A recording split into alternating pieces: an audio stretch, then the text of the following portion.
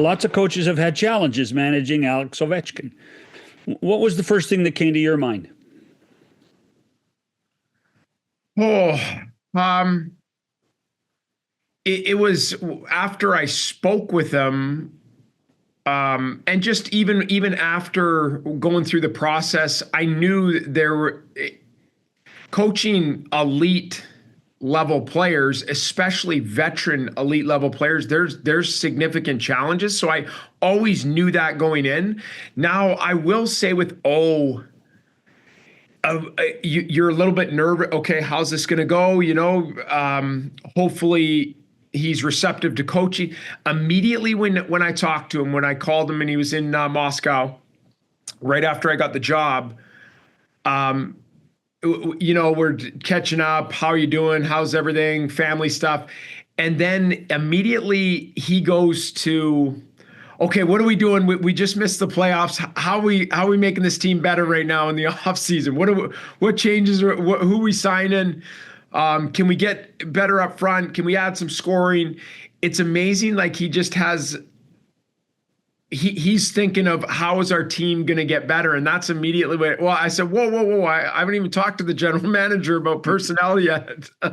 So the other thing that I think people, even though there's stuff written in the media about challenges that he has, like is a super coachable player, and so when him and I talk all the time, sometimes it's about our team and captain stuff, and hey, here's how I'm feeling. What do you think about practice today? Here's the plan coming up, all that stuff. But then when you talk to him about his individual game and some things that he's doing a really good job and some areas that I feel like he needs to add or he needs to improve in, he's extremely receptive, and he takes that and goes, okay.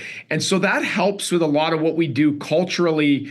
From when your captain is really coachable, and when I ask him to do certain things, is it going to be perfect? No, but he's bought in and is going, hey, you're the coach, you tell me what to do.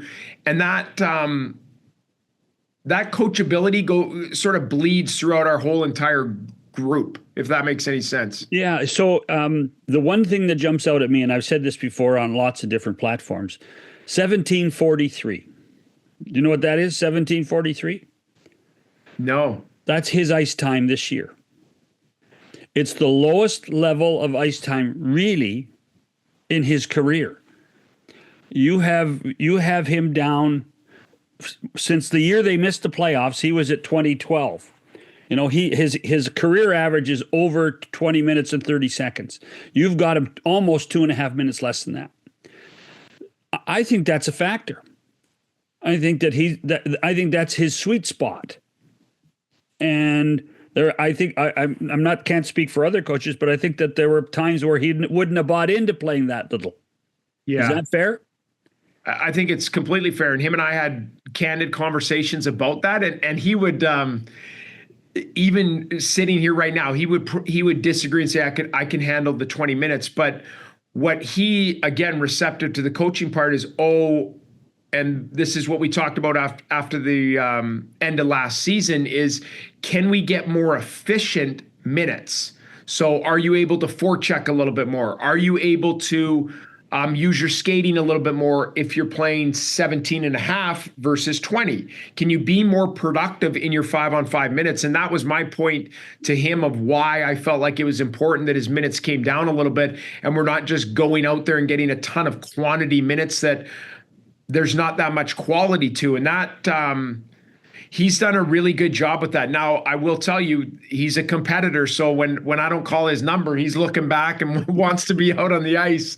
Like, that is never going to change with But I think he understands, as long as you're there's a method to the madness, and he understands, okay, this is why Carbs is doing this, and here's the results of it.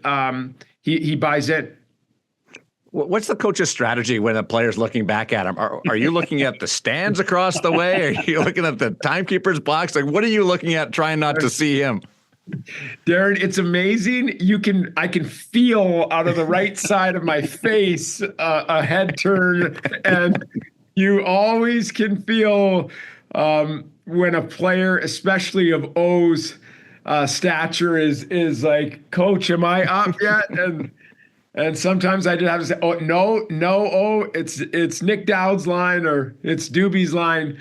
But they do, like, and I appreciate that, because I got no problem with someone that wants to be out there and given the ball to take the last shot. So I love that. It doesn't mean you're always going to go out there. No, but I appreciate the fact that he always wants to be out there and always is letting it be known that he wants it. I didn't know what 1743 meant either, so I looked it up, and future U.S. President Thomas Jefferson was born. That's what I thought he was going. I thought you were going historical, John. I wish you guys would get into the hockey lingo, because those of us that are right on the cutting edge. Oh, yeah. We listen. We didn't us BC boys. We didn't learn all that kind of fancy stuff at school, did we, Spencer? No, we didn't. No, we didn't. He's a Vancouver Island boy, Darren. We're tired. I know. We're so tired of hearing about everybody from Brandon. We had to bring somebody from British Columbia on the show. I just love how the mainland guys all of a sudden grab on to the Islanders. Like, oh, we love you whenever it's convenient. That's what it is. It's always a in the great lower place mainland. to go. It's always a great place to go for a summer holiday. Yeah. It is. Did you have a number in mind for Ovi's ice time, or was it just let's see where it goes? I didn't have a specific number. I did know it needed to be cut down. I mean, this is the thing that a lot of us, because of what he's doing, he's 39 years old. Yeah, it's fascinating and amazing in a league that it's fast. This league is faster than it's ever been, younger than it's ever been. You got guys flying around the ice. Everybody can skate. He's 39 years old.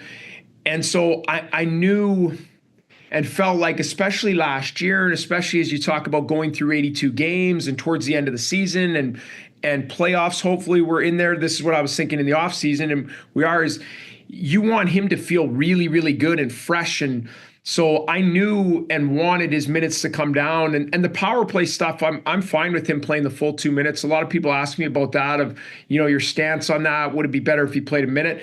I actually think there's a ton of benefits to him playing the 2 minutes. I think he's still a weapon over there. He scored, I want to say, we've been tracking it, he's got 5 second unit power play goals. It'd be close to the league lead in second unit. Yeah, for sure. Goals in the back half. So, I didn't have a specific target number, but knew that his number or his total time on ice, especially 5-on-5, needed to come down a bit.